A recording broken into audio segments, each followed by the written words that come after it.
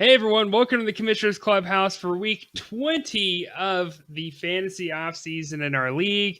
We've got an excellent episode planned for you guys. What's going on, Isaac? Hola, ¿cómo estás? Great.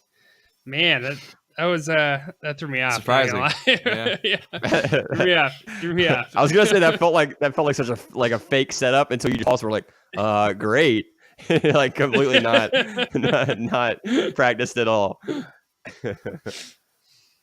But yeah, since you didn't ask me, Patrick, I'm doing great as well. Yeah, I'm not gonna ask you. What are you talking? So a couple announcements, real quick, guys. So follow us on Twitter, of course, DLC Clubhouse. Comment on the YouTube videos. We did see a few comments already. Good comments. In fact, things that we already have planned for the show doc. I think we've got the positional rankings in early July. We have a couple of other stuff that Cody and Jordan mentioned already planned too. So keep giving us ideas. Some of that stuff we've got planned already. Some of that stuff we could definitely throw in to the free ball episode on June 28th. So you got until June 24th to respond to these videos and get your ideas in for the OBJ signed photo. So also keep your deadlines passed. That's what we've got going on in this episode. But we're looking forward now to the rookie draft. We'll be doing some rookie draft stuff here in late May, early June. So get ready for that, and feel free to listen to some of the rookie episodes that we did a few weeks ago if you haven't already. So, hey, Jameson. Real quick. Yeah, man. You going to share a picture of the OBJ stuff? I did. Or are you going to? You did? No, I sent it to the group. Yeah, I sent it to the group this week. I think I did. I don't remember. Did you? No, yeah, nobody responded to me. Wait. I don't have I group don't think me. we got it, bro. If I don't have group me, I can't send you guys photos, can I? I don't know. Go get group me. Be a man. No, screw that. I'll just send it to Isaac, and Isaac. I'll just send it to Isaac. Isaac can put it in the group me. Yeah, I'm not gonna get group me. He's gonna make one more step. Yeah, I'm gonna get another step. 2 years. I haven't had group me, and I'm not starting now.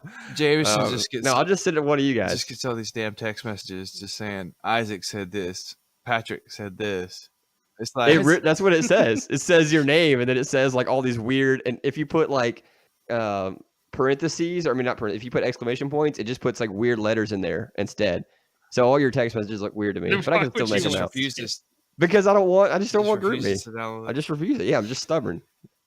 I wondered why nobody responded. Like no one answered me. And I was like, that's weird, but now it makes sense. So I'll send that to you, Isaac. You can throw it in. You want to know the difference between you and a Nick Foles owner? Nothing. I'm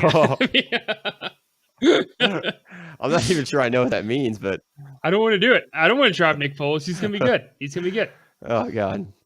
But yeah, we'll keep moving on here. So what we got in this episode, there were some keeper deadline, of course, trades that happened right before the deadline. We wanted to kind of just discuss Isaac's come on man section, where he wants to discuss very briefly some of the questionable keepers and trades from late last weekend.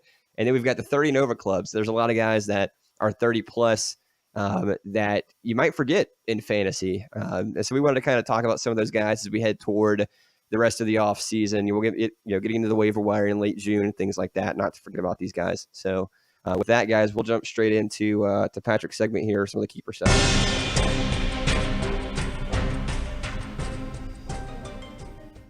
All right. So like Jameson said, we got some very notable last minute trades that happened at the tail end of the keeper deadline. And for some reason, a lot of people thought that also meant the trade deadline, a little bit confusion there, but no, trades can still happen between now and really till week 8 of the regular season for us now. But anyways, to kick it off. But does that include people that they did not keep? So like, good question. So no, if you did not keep a player, you cannot trade them. And the only reason you see them on your roster at the moment, hopefully by the time you're listening to this, I've already cut them off your roster, but because I just haven't got around to it this week. So no, you cannot trade a player that you did not keep or that's not already on your taxi squad. So glad you asked that. That I've been asked that a couple times this week. You also can't trade players, even if they are your keepers, if it exceeds your taxi squad. So if you were to get a player back and it were to exceed your taxi squad. Because you can only have 4 people back, so your taxi squad. So you only have 4. But you could trade somebody from your taxi squad. You could trade to somebody else's taxi squad. From someone else's taxi squad. Yeah. Exactly. Yep. So let's kick it off with some of these notable last-minute trades during the I keep wanting to say trade deadline, but keeper deadline. Let's start it off with Mike, who traded for. Wait. Hey, are you Dirty Mike and the boys? We had to throw that one out there. No, but pretty intense trading for Mike. Probably the most he's done at all in the past 2-3 years. Ever. Just in like a very short period of time. Yeah, 2 trades. But he traded for Philip Lindsay. 2 trades, yeah. Yep. If that tells you anything, how many he's done. But Philip Lindsay, he traded for Philip Lindsay, gave up a 4th-round pick and a 7th-round pick for Devontae Freeman, both on complete different teams. Isaac, who owned Philip Lindsay, and Billy, who owned Devontae Freeman. That's Buck Your Mother and Detroit Bad Boys, for those of you that may not know. And the second notable trade that happened last minute was Matt's trade, where he did a player swap involving Nuke Hopkins and Juju Smith-Schuster. That was pretty crazy from my perspective where I was sitting, but he also swapped Miles Jack and Mike Evans, another crazy one. I was like, what is going on over there when I saw that?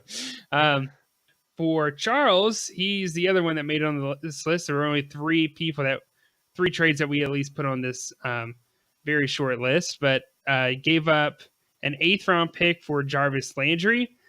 That was probably the least exciting trade, I feel like, out of all these 3, but I think it's still a big one for Charles at least, and I'm sure we'll talk about that here soon. But guys, what are your thoughts? Yeah, that one kind of went under the radar, I think, for most people. I thought that was crazy value. I disagreed with it. Isaac and Cody approved it. I know that OBJ is there, but I still think that he's going to be worth more than an 8th-round pick. So I think Charles made a really good move there. I was very impressed with Charles and what he did heading up to the keeper deadline. I think we talked a little bit about it on the last episode, but Matt did exactly what we said. Nuke got rid of Nuke for Juju Smith-Schuster, so good for him. And then went and got a possible linebacker 1 in Miles Jack, possibly. It was actually flipped. Or he gave up Juju for DeAndre Hopkins. Yeah, so he upgraded to DeAndre Hopkins. Yeah, that's what well, I mean, it is an upgrade, but I mean, I still think Juju's a top 5 receiver this year. So it's still close, but he was in his last year of his contract, so he did the right thing for sure. Yeah, and then which is awesome. Pat already knows that he had Mike Evans and he gave him up for Miles Jack. So yeah, I kind of worded that backwards, but and then Mike went and solidified his running game, which was awesome. Devontae Freeman for 7th-round value is tremendous value because him and Lindsay are the same, very, very similar players in my opinion. So I mean, the value I think should have been more similar than Freeman and Lindsay was, but so I mean, Mike really got the best ability I think in that trade.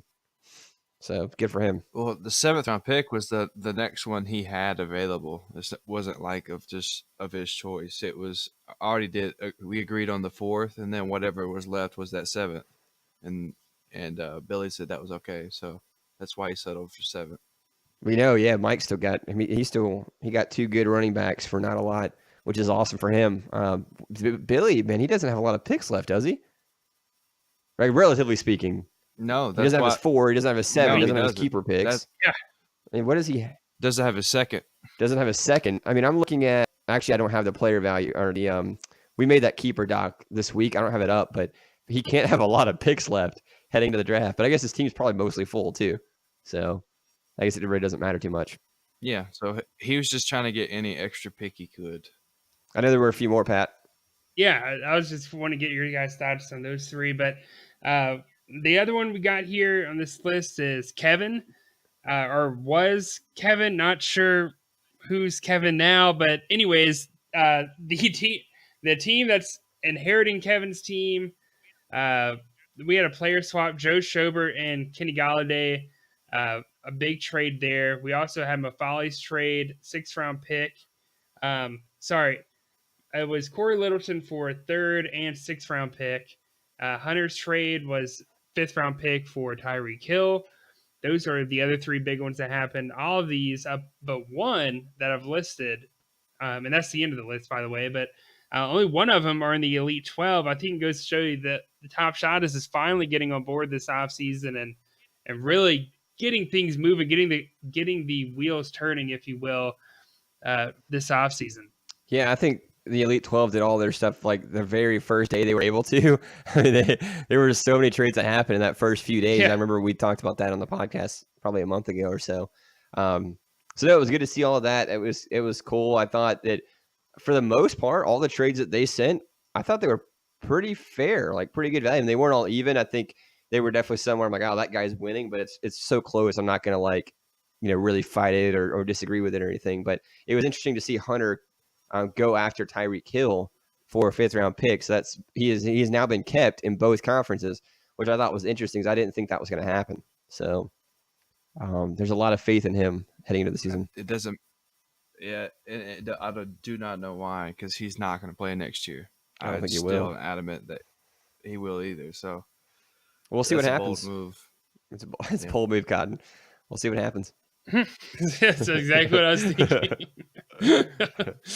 I'll tell you what, though. I think what it kind of does is it harps back to a lot of these other suspensions we've seen over the past 4 years, where guys we thought for sure were going to be suspended for a longer period of time than they were, or vice versa. They were suspended a little bit longer, but honestly, when they came back, they really helped that other team make a push into the playoffs. And I think that's kind of what Mike and Hunter are probably thinking right now. They're trying to think long term, but I mean, at this rate, we don't even know if the guy may come back and play with everything that's happened in the circulation. Yep. I mean, Mike Vick had some dogs fight, and that dude was in prison and out of the NFL for a number of years. You know what I mean? We have Plaxico an instance Burress. here where, the Plexico Burress situation, I mean, it is kind of scary. It's a risk, and, kudos to these guys being willing to take it. I'm not sure I would. Ray Rice. wouldn't. But someone had Ray to. Rice. I mean, Zeke. We saw what happened with Zeke missing. How many games did he miss? 8? 6? I don't remember how many he missed that year. I don't think it was 6. Well, even with 8 or 6, that's manageable.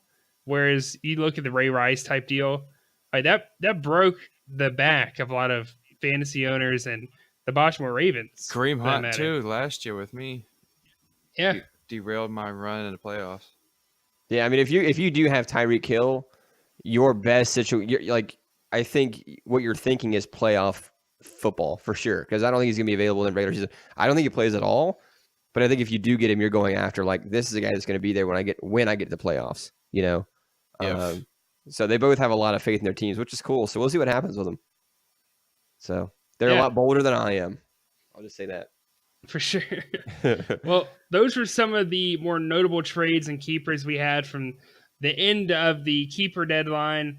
But yeah, let's move on. Isaac, tell us a little bit about wait, these head scratcher trade. You didn't do. Yeah. You didn't talk about the keepers. You talked about the. That's right.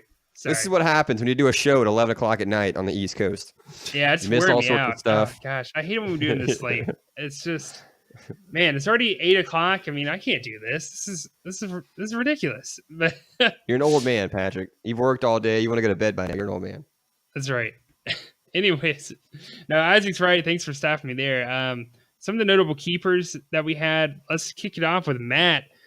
Kept 3 running backs. I mean, I don't know if we had anyone that really did that in the entire league, but we had Tevin Coleman, Chris Carson, and Kareem Hunt. I'm not sure if I'm super excited about any of those 3, but he kept them.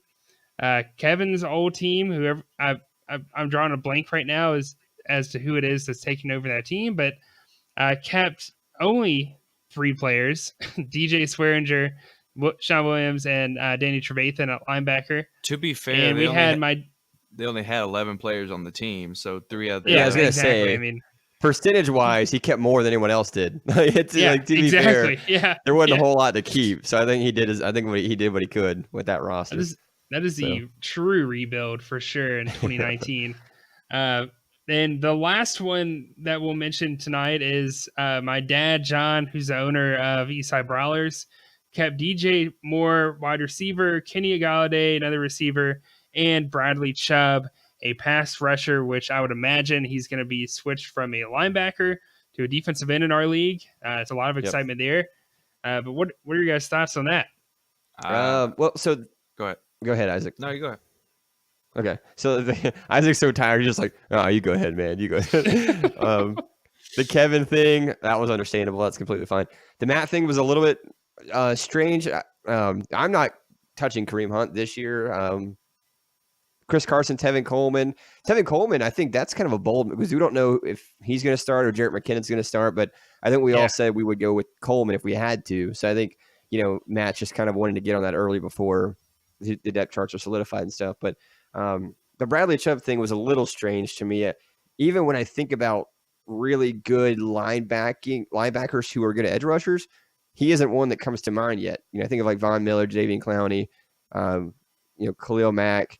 So even in our old system, he wasn't someone I was really, really excited about, and certainly not, in our new system. I don't know. I mean, I didn't look at John's roster thoroughly, so maybe he was one of the best players he had left. But that one was a little interesting to me. Yeah, that one I didn't really understand why you kept edge rushers. We've been trying to say the depth between the high tier and the low tier is very, very, very similar. So I didn't understand it. He had better players that he could have kept, but he did it. Because, if you think about it, Von Miller and Jadeveon Clowney, yes, they're great pass rushers in real life, but they're not great fantasy rushers. I mean, Von Miller, I think, finished like, I don't even think he was outside the top 15 in rushers. So it's like he'll be on somebody's roster because of his name, but he's not really necessarily going to make an impact. Yeah, but I did love DJ Moore, of course. I knew he was going to keep him, but that was a really good keeper. But I mean, edge rusher. Speaking of that, Isaac, that kind of leads it right into your segment, man. Your come on, man segment. Go ahead and play massage drop then. Play your okay. You want to play? Okay, I didn't know if you want to play it after every owner, or if you want to like kick it off right at the beginning of the segment. So we'll play it now. No, we're gonna do both. Oh, okay. Here we go for the first time. Come on, man. And no, we do not own copyrights to Come On Man or any Come On Man products that may ensue. All right, so Not a sponsor. No. So my first Come On Man is Mando. Whatever the heck your name is. I swear I've seen 3 different names that he's came up with from the times that he's been in the league, not been in the league, been in the league, whatever your name is. Mando, you kept Khalil Mack and Von Miller. We've already said don't keep rushers. And apparently you just didn't want to listen to us or didn't believe what we said was true and kept 2 of them. Don't really make sense. I think I would have let 1 slide. I think 2 is what caught my eye, to have both of them. Well, Khalil Mack was, solid. It's like a 15th round pick. Yeah. Or 13th. That was great value. that's fine. Like I said, the top tier guys are arguably okay, especially after a 10th round value. But Von Miller, he's going, like I said, was outside the top 15 last year. So why keep him? Yep. Another one that was kind of shocking that he did is CJ Mosley, Dalvin Cook for Kerryon Johnson and Amari Cooper trade.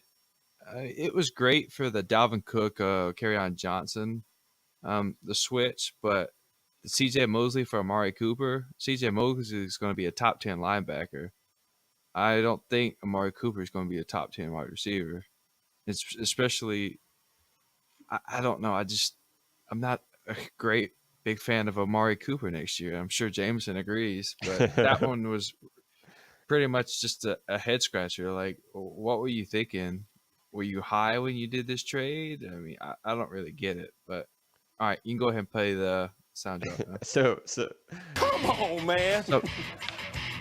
Yeah. So Mando, come on, man. Yeah, I'm not super high on Amari Cooper. I think he's going to be a top 15, 16 wide receiver, but I think his potential is what people are really after, is that top 10 ability, those big weeks like what he had in the playoffs last year against me. I think that's what people are after, and CJ Mosley kind of a down year. So I guess to some degree I understand it, although I think the 3 of us value defensive players more heavily just because of what they can do for a team and how our rosters are configured. But I think and how good CJ Mosley is, and how good I think he's gonna have a much better year this year in the Jets. He just had a slump year. Besides that, he's been 30+ guy that gets like. I think I even did a segment on him in a previous episode of how the numbers might not speak true to how well he did. Yeah. So don't look at that and think, oh, well, he's not a good linebacker anymore. No, he's still a solid linebacker. Yep. And on the other side of that, how good Charles did getting Dalvin Cook, who has a lot of injury risk, but also has a lot of high reward if he's healthy, and CJ Mosley. I mean, Charles really went into this weekend and made serious improvements to his roster. So good job. Yeah, absolutely. All right. So next we got Storm. He kept Andrew Luck for a first round pick. Another thing we've been telling owners, do not keep a quarterback in the first round unless his name is Mahomes, Patrick Mahomes. At that point, you could argue, okay, that's understandable. Luck is not Mahomes. And you had Baker Mayfield for a fourth. So why in the hell did you keep him? Come on, man. Come on, man. All right. No, You yeah. guys got any? Yeah, I was gonna say the same thing. This is why I traded Luck on away from my team. I love him this year, but I didn't like having to give up such a high pick for him. And in Mayfield, that was in. I thought really thought he was going to keep Mayfield with that value, considering that he has top 10 potential this season. Even though Luck will score more points, it's just the value. You could have had Mayfield and your first versus Luck and your fourth. You know, Exactly. so when Storm has like a pretty early pick, I mean, what he could have done is let Luck go, and then like if you really don't see anyone better than him on the draft board when you're at pick, go pick Andrew Luck because he's going to be there at that pick. You know what I mean? Like, yep. Or could have went, I don't know, given up, Luck and gotten Devin White in a rookie draft. I mean, there were a lot of different options I think he could have pursued with that pick, especially with how high everyone is on Baker Mayfield. I think he's going to be good this year. So that was interesting. We'll see what happens with it. All right. So next we have Jade. Didn't keep or trade Mark Ingram for a 15th round pick, and then Robert Woods for 8th round pick. He only kept 4 players in general and could have used a 5th spot on this either one of those guys. So he's the only player in the Elite 12 that didn't trade anyone. Even Mike and Bryson traded players. Both are in your division, man. So how can you let that happen and just not do anything about it? I mean, Mark Ingram and Robert Woods are going to be solid players next year. So why not use the extra spot on them? Or why not trade and get something for him? It's like he's refusing to trade. So come on, man. Come on, man. I like this sound drop. I'm starting to like it more and more as we play it. Dude, who were the 4 players? I know it was James Conner and Le'Veon Bell. Do you guys remember who the other 2 were that he kept? Kiko Alonso and Kareem Jackson. Oh, that's right. Kiko and Kareem. Yeah, I didn't love that because Kareem was a 2nd-round pick, wasn't he? He had to give up. Yeah. Yeah, I don't like that at all. I don't like that. he's pretty high at least. I mean, Robert Woods, and he had another keeper left, which is interesting because Robert Woods is definitely worth 8th-round value in our league, and Mark Ingram is definitely worth 15th round value in our conference. So to not trade them or just keep one of them, and trade them later or something, was really strange, especially with Jade's track record of being really good, and he's always got kind of ahead of the game. I thought that was just strange. He just seems rusty since he came back. Everything about his game just seems worse. Well, this is anyone who's been in it as long as I have, man, this is very typical of Jade, believe it or not. Like, he does these wild, crazy things, and honestly, between the offseason and draft day, he doesn't really do anything that outstanding or that special. It's really after that moment, weeks 1 through 12, I swear, is where he builds his team. I mean, Jameson, you were talking, or Isaac, I can't remember, last week, the week before, we were doing that would you rather game, be able to not have any picks and use unlimited waiver wire picks or whatever. That's Jade. Like, Jade would take that scenario all day long because that's where he thrives. And I was kind of shocked he only kept 4 too. I texted, like, hey man, you can keep a 5th guy. And he said, no, I think that's it. That's all I want to do. I said, okay, all right, it's on you, bud. But I was pretty shocked. Yeah, you deserve to come on, man. Have I already done that, or have I? Come on, man. Hey, you did. Do it again. You get 2 for 2 players. Well, let's do it again. Yeah. You get 2 now. There you go. All right, so the last guy on my list is Billy Powell. He did not use a keeper on Chris Godwin for a 15th round pick, and he only kept 4 players. He could have used that 5th spot on Godwin. And I know Cody's probably listening, thinking, "Oh God, here he goes with the Bucks player." That's the first thing that popped in my head as soon as you said Chris Godwin. I know it. Same here. Cody's just like, Same damn here. it, takes his headphones off. I'm not listening to this anymore. But he cannot deny 180 targets are up for grabs with Humphreys and Deshaun Jackson gone. So Chris Godwin already had 800 yards last year, so he was almost touching 1,000 anyway. So he could easily overpass 1,000, and so could Mike Evans. In your face, Cody. That Wait, that would have been a really good value, I think, for Chris Godwin. I think he's one of the better wide receiver 2s on rosters, not like in fantasy, but like on a roster. I think he's one of the better wide receiver 2s in the league. Yeah, you didn't do my man though. Do what? Do my come on, man. I didn't hear you. Oh, sorry. Yeah. Come on, man. Come on, Billy P. High hopes for you, man. Kind of let me down because I even told you about it, and you were like, "Wow, that is some pretty good value." But I guess he forgot from the 2 months since I've talked to him. So one more before we, I wanted to mention before we transition over to our 30-plus players.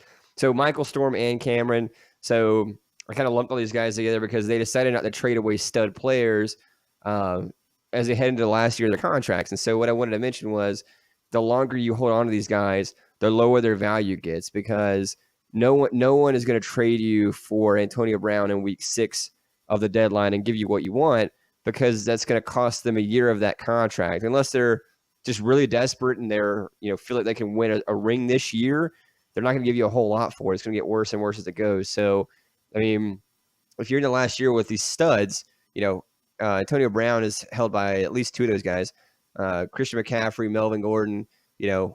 I would be kind of lining up trade partners for after the draft so you can start trying to get these guys out before the season starts so you can still get really good value for them. So just keep that in mind as you head into the last year of their contract because you don't want to lose them for nothing. So I just noticed that and wanted to mention that. So hey, you can play come on, man, for that. Okay, all right. Come on, man. All right, cool. So finish off the show here. We've got the 30 and over clubs. The guys that are 30 plus, don't want you to forget about them. There's some guys that are still really fantasy relevant. There's some guys that are still sort of fantasy relevant. And there's some guys that we're not sure about. We want to kind of talk through it, give you the information, let you make your own decision. Comment on the YouTube page about it. Let us know what your thoughts are. But we'll go ahead and get right into this here. I'm over 72, and I feel great. Because That's gotta be one of my favorite because they're ones. old. Yeah, that's one of my favorite ones too. Now this guy does feel 72. Adrian Peterson, running back with the Redskins. He re-signed in the offseason, but Geis is returning from his injury. They drafted Bryce Love. He finishes the RB 16 last year in our league, averaged 21.6 points per game, which is really solid from a guy that got drafted in like the 11th round or something like that, or it was super, super late after guys went down. But my question to you guys is, what is his value? Is he worth a roster spot? Is he going to be used the same way this year? Is he insurance for someone who has Darius Guys? What is his role? I really don't know, honestly. I just think he was brought there for insurance just in case Geis isn't himself. I mean, Bryce Love and Geis have both struggled with injuries. And Samaje Perine not a stud. So it's like Adrian Peterson's the fallback go-to guy if nobody else really does well. I mean, you still have Chris Thompson as a passing back, but I'm not really going to touch him, honestly. So you wouldn't? Would you draft him, Patrick? No, I wouldn't. I mean, Wow. I see him, if we're talking, I honestly see him between 400 to 800 total yards, receiving and rushing. Yeah. Scrimmage yards, That then. doesn't really interest me, honestly. Yeah. Yep. So Yeah. RB 16 Not worth it. to not drafted the next season, and I can't say I disagree with you guys. I'm probably not going to touch him either. It's just a really interesting scenario. I'm sure there are people out there kind of wondering, like, what's his value? And I feel like we didn't really provide a whole lot of information there, but at least if it helps you guys, it's not good value. Just we're not looking at him. We're not targeting him. So that helps, put him in a spot with other guys. But a couple of running backs here too that are kind of toting that same line of was really fantasy relevant, now sort of kind of fantasy relevant, but could be again. We don't really know. They're kind of getting older. Frank Gore and LaShawn McCoy. So they're both in Buffalo now. Frank Gore is just never going to stop playing football, apparently. Like, he's just going to run forever because that dude's like 50 years old now. Run, Frank, run. LaShawn McCoy is only 30, but he feels 50 years old in our eyes because he's been irrelevant for so long.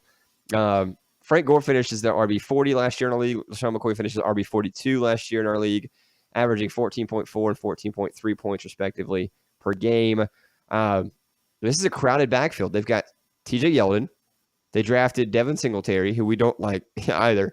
So I guess my question to you guys is, who has the most value this year? Which one would you draft? Is it Frank Gore? Is it LaShawn McCoy? Is it TJ Yeldon for his receiving ability? I mean, what are your guys' thoughts?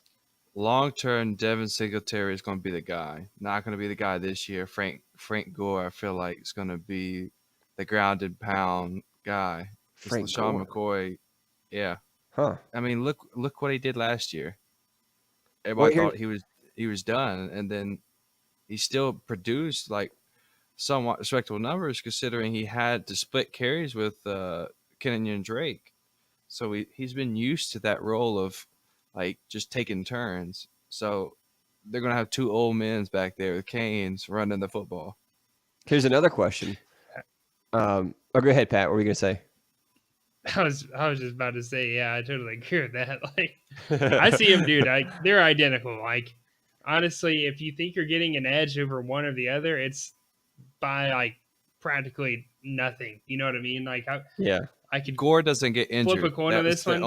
That's the only thing. So I guess here's my question. LaShawn McCoy might be traded as we head toward the regular season. Would you draft him? I guess by then we'll probably know, but would you draft him with the hope that he gets traded if you're like really desperate for running back depth, or are you guys just not touching these guys at all if you can help it? Not touching them. Okay. All right, cool. So now you guys know where we stand on the old running backs there. Really all the Buffalo running backs, just to kind of avoid all of them. In fact, if I had to pick one, I'd probably pick TJ Yeldon, as weird as that sounds, if I had to pick one of them. Just because I know he can catch passes and he's young. So another guy here, offense, wide receiver, Julian Edelman. Don't forget about him. He finished number 24 in 2018. I thought it was closer. I thought it was like 20. 24 in 2018. He only played 12 games though. He was out 4 games for the suspension. So this is two things. One, a love for Julian Edelman, and two, a love for opportunity. Gronk's retired. Chris Hogan's gone in Carolina. Josh Gordon's gone. The team drafted N'Keal Harry, who I love, but I mean, it's basically just Brady and Edelman. They've been hanging out all off season. My question to you guys is, we already know Edelman's really valuable. He should be picked up pretty quickly. Does he have top 10 wide receiver value this year? Because he was on pace for it last year and he played 16 games. I don't think so. Okay. I don't know.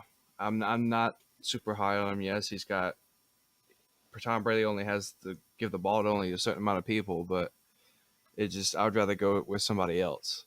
And my question to you, would you rather have Cooper Kupp or Julian Edelman?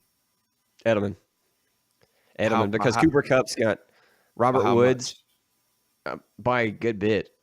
Because in a PPR league, I want Edelman over Cooper because Edelman's going to catch 7-8 passes a game, and Cooper's got Robert Woods and Brandon Cooks to compete with for the ball.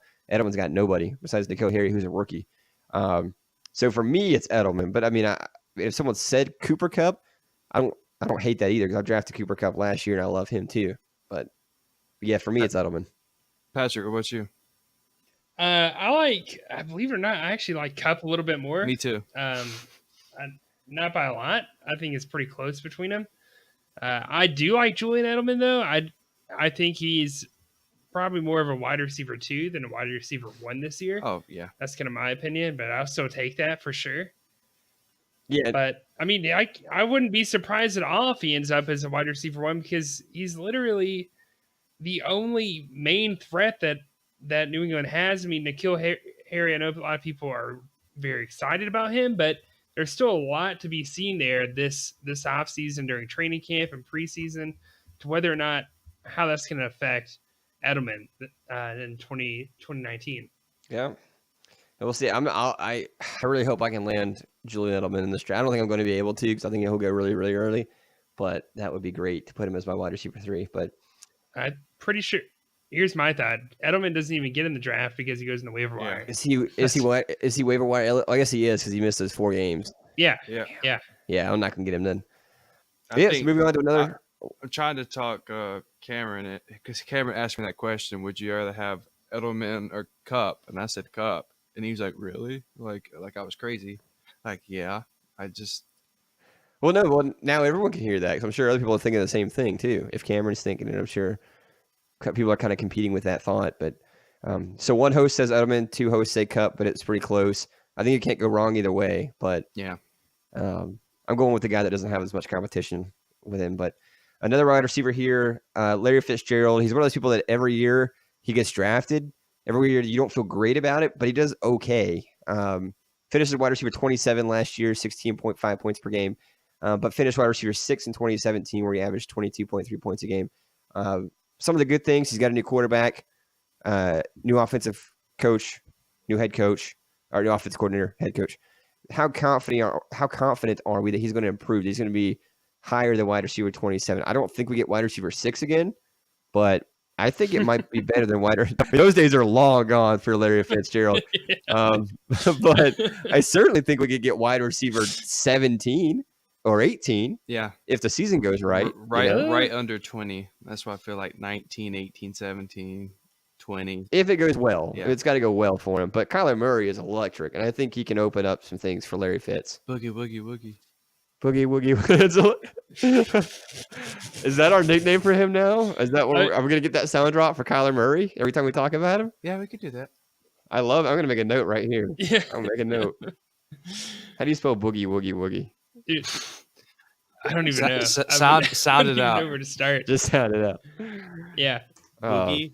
Woogie, No, I see Woogie. Larry Fitz as almost like I see him kind of as anywhere between 20 to 24. That's kind of where my thoughts So are basically on the him. same. Like a low end wide receiver too. So slight improvement. Slight Yeah, improvement. a little bit better. Yeah, slight improvement. Like that's a just kind of tick. how I feel about I it. would be shocked if he finishes. I'll put it this way. I would be shocked if he finishes lower than what he did last year with Josh Rosen and that team. You know, David Johnson was kind of injured, not performing well. Yeah, he's gonna Yeah. improve for I sure. mean, I could see 18 at the best. I mean, I'm thinking maybe early 20s, 21, 22, you know, something like kind of like you guys are. So wide receiver 2 value, though, for sure. So we'll see where he goes. Is he waiver wire eligible? I guess he is as well. Yeah. Yeah. Yeah. so No, for so him. we'll see what happens with him. On to the defense. We got, was it 4 defensive players here we wanted to talk through Yep. there, 30 plus. And then we'll be done, guys. So Vontez Burfict in Oakland. We mentioned this briefly last week. We were talking about Tahir Whitehead. He finished as, I don't know why we even have to mention this, linebacker 131 in 2018. Only played 7 games. Averaged 15 points a game, averaged 27 points a game in 2017. Signed with the Oakland Raiders, going to compete with Tahir Whitehead for the starting job. I guess Isaac put this in here. What's his value? I mean, does he get drafted in waiver wire? He was kept in top Shottas conference for 18th round pick by Michael, which I thought was very interesting. We didn't mention it earlier because we're going to talk about it here, but I mean, what are your thoughts on Vontez Burfict? I mean, I'll just say I'm kind of anti Vontez Burfict just because like I don't want a guy on my fantasy team who I know is going to miss time with suspensions or injuries or whatever. But I mean, what do you guys feel about him? We didn't see him play much last year. All right, so it shocked me that Michael kept him, but I wasn't going to come on man him for it because it could definitely pay off because Tahir Whitehead's right outside linebacker spot for the Raiders under Gruden last year averaged 29.3 points per game. So Vontez Burfict's talent has never been a question. It's just his suspension. Why is he always suspended? Because is he a dirty player? I mean, that's all speculated. But if Vontez Burfict starts, as of right now, he has no suspensions. If he starts, he's worth a selection. Not necessarily high, Yeah. but a mid-round selection would not seem a reach. So an 18th round pick for Michael wouldn't seem bad at all. That would be a steal with what you would get out of him if he starts. But we don't really know who's going to start at that right outside linebacker position. Avery Williamson or Vontez Burfict? Probably Vontez Burfict. Ooh. Wow. Oh, Okay, you man. got him way higher than I thought. Then way higher than I've got him. Then Because for sure. Avery Williamson is going to be second middle linebacker to CJ Mosley, which he was to Wesley Woodyard in Tennessee and only averaged like 18 to 20 points a game. And I feel like Bontes is going to get more than that if he starts. Yeah, you're higher on him than I am. Then for sure. That's interesting. Yeah, Wesley Woodyard is not good unless he's the guy, which he was last year. That's why he averaged 30 points a game. But if he's the second guy, he's going to be 20. So it's either he's going to average 20 or 30, either one. Well, And we with were talking about Avery CJ Williamson. Mosley there now. Yeah, I know. Oh, you said Wesley Woodyard. CJ Mosley is there. I know, but I'm talking about he was with the Titans. Yeah. The year before. Yeah, the year That's before who that. drafted Avery Williamson. So when he was the number 2 guy behind Wesley Woodyard, he only averaged 20 points a game. Now he's the guy behind CJ Mosley in New York, so he's going to average 20 points a game. That's just who he is. So I think it seems like you have more. You have a higher ceiling for Vontaze Burfict than I think I do. And in that case, I think I'm content with letting someone else take that risk and then getting burned by it later. If they were to use if that player performs well against me, I think I could accept that. So this is a case where I'm willing to let a guy go, even though he could blow up, than take the risk of getting him and having him miss games. I mean, you're very conservative. You said the same thing about Tyreek Hill. Yep. So yeah, it feels like it's like a Kareem Hunt kind of situation to me. Like I think with Vontaze Burfict, I don't know. But like I said, he has no suspicions on deck. I actually Googled to make sure. We had to double check before the show. I mean, but that's what I'm saying. If his talent has never been the question. But if someone wants to take a shot on him, so I think that's fine too. Like I would never say it's a bad thing to take a shot on him. Vontaze Burfict last year when he played 10 games averaged 27 points a game.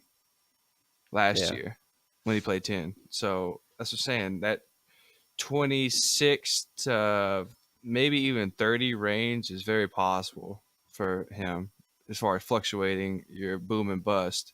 26 to 30 is where I'm thinking he's going to be if he's not suspended or injured.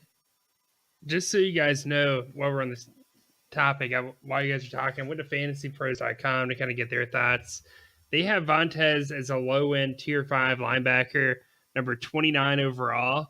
And they have Avery Williamson at number 31 overall as a linebacker. Wow. Okay, so it's pretty close. And that was just a linebacker I kind of threw off the top of my head that I thought might be close, and it seems like everyone has that kind of thought too. But no, that's very close. Yeah, Avery Williamson's high in Tier 6, Vontaze low in Tier 5. So kind of gives you an idea. Yeah.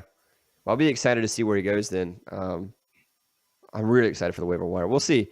Another linebacker, different situation. Sean Lee finishes linebacker 136 last year, only 14.7 points a game. Restructured his deal with the Cowboys. His situation is Leighton Vander Esch basically took his job last year, and he's the locked-in starter.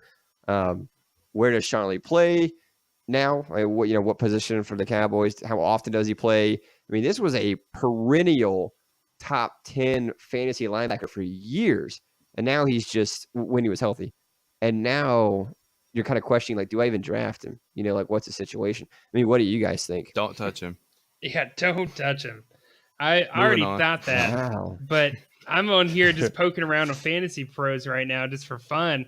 Dude, Sean Lee didn't even make their list for top 38 linebackers, not even a Tier 7 linebacker. Wow. So this isn't a guy you should ever be targeting no matter what. Even if there's a fire, don't do it. If there's a fire. Yeah, I didn't even want to put him in the show doc because it's just he's already lost his job. At this point, he's irrelevant. No. Well, no, that's good to put him in the show doc then, because now people know that are listening. I'm sure there are people kind of wondering the same thing. But it's funny you brought up Vander Esch, Jameson, because on IDP Pros, Vander Esch is number 6 overall. And at his best ranking, he's actually number 1 overall. So I think that tells you kind of the hype behind him this year. He's a middle of the road Tier 2 linebacker, which is great. You know what I mean? Number 6 on the rankings here. So I think that kind of goes and shows you Lee is out, 100% out, irrelevant. his stock has plummeted in the last couple of seasons. But yeah, you heard it here first. Sean Lee, don't touch him, don't draft him. He is done. He's old, he's broken, he's frail. Don't let him. I hope he doesn't hear me say that. It's kind of like you, Jameson. I'm not old or broken. I'm just frail. I'm not old or broken. But another 2 more players here. Devin McCourty finishes DB 34 last year, 26 points per game. Pretty solid. That's top. That's a respectable. It's pretty respectable. There has been some. Isaac wanted to mention because there's been some changes with the defensive coordinators over the last 2 years. We wanted to kind of mention, or I guess briefly discuss, is he a plug and play DB? Where does he get drafted? Can you trust him as a DB2? I feel like his stock has dropped a little bit over the last couple of seasons with the coordinating changes. But, I mean, where are you guys? I mean, Isaac, you've had him before a couple of years ago. So, I mean, where are you guys with Devin McCourty? All right. You did that when you traded him. Yeah, I traded him to Pat for Bobby Wagner. So when Devin McCourty had Matt Patricia as defensive coordinator, he averaged 31 points per game in 2017. Well, he had the now Dolphins head coach last year as a defensive coordinator, averaged 26 points per game. So I wanted to mention, you can see it's dropping with these new coordinators. I don't know if it's going to keep dropping, or is 26 like the floor for him and 31's the ceiling. He just had like quote unquote bad fantasy year. I necessarily don't trust him as a starting DB2, but if you want to put him up as a risky flex option, yeah, I can understand it, for his boom, because he will have some good games. Or if bye weeks or injuries occur, he's the guy that you could plug in. But drafted, I wouldn't say in the top 12 rounds. Maybe later on, just depth, or you're just trying to pick whatever highest player at that position.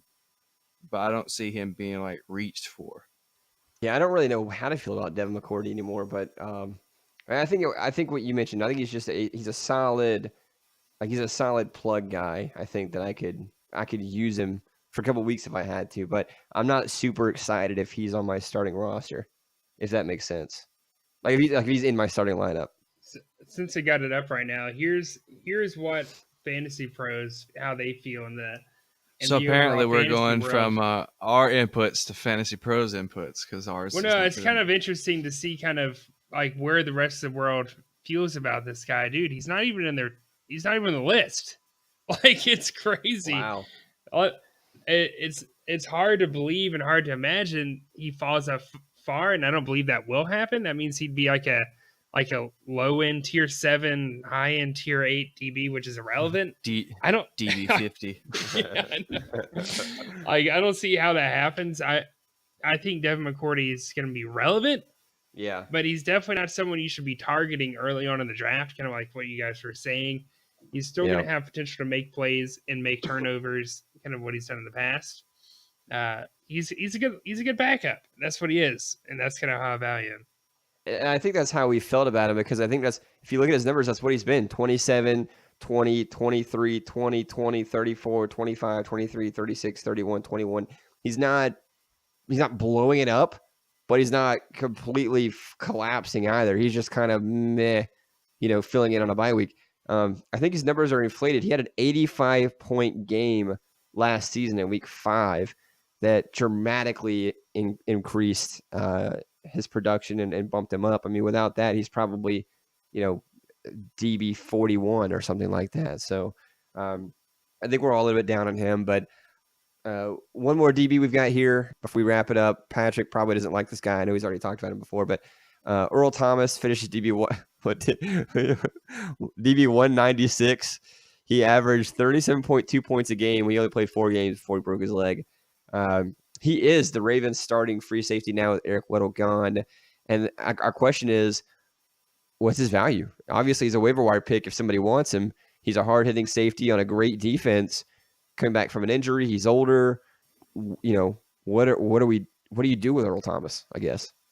So Eric Weddle averaged 27 points per game in 2017 and 22 points per game in 2018 when he was starting free safety for them. Free safeties on 3-4 great defenses do not do very well. So if you take those averages, he's it's really around 25 points per game is going to be the average. Tony Jefferson, the strong safety, will average 27, which he's done for the past 2 years in a row. So it's going to be 25 from the free safety, 27 from the strong safety. So, but Earl Thomas is more talented than Eric Weddle is, in my opinion. So I really don't know where he will actually, like, his actual ceiling, but his floor is going to be 25. Yeah. So he's going to be in the same position as Devin McCourty as a solid backup with the potential to be, he's going to be more of a boom guy than Devin McCourty will be.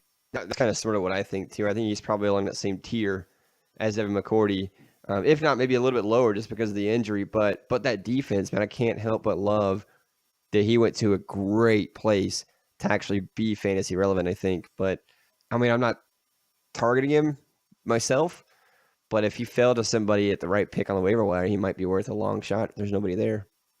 And that might be what it comes down to is, like, who else is there? If you got, Earl Thomas or some defensive end somewhere, obviously you can go with Earl Thomas or, maybe the construction of your roster if you want a backup safety.